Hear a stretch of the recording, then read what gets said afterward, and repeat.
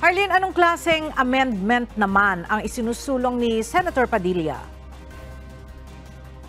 Ela, kabilang sa mga panukala ni Senator Robin Padilla na siyang chairperson ng Senate Committee on Constitutional Amendments and Revision of Codes ay ang pagbago sa ilang probisyon sa konstitusyon na may kinalaman sa politika. Sa resolution of both houses number 5, ipapanukala ng senador na dagdagan ang mga senador sa bansa.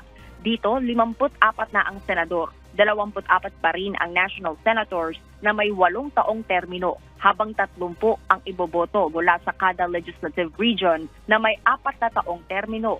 Isinusulong din ang tandem voting para sa Pangulo at Vice Presidente na magkakaroon na ng 4 na taong termino at hindi na maaaring lumagpas ng 2 executive terms. Hindi naman na maaaring tumakbo sa pagkapangulo ang kasalukuyan at mga dati nang naging presidente ng bansa. Magkakaroon naman ng 4 na taong termino ang mga local official maliban na lamang sa barangay officials. Ayon kay Senator Padilla, ikinatuwa niya ang plano sa Kamara na muling buhayin ng tiyatsa sa susunod na taon. Pero aminado itong posibleng maghingalo muli ang panukala sa Senado.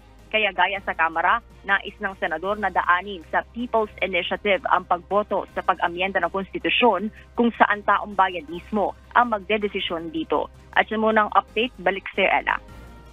Maraming salamat, Harleen Delgado.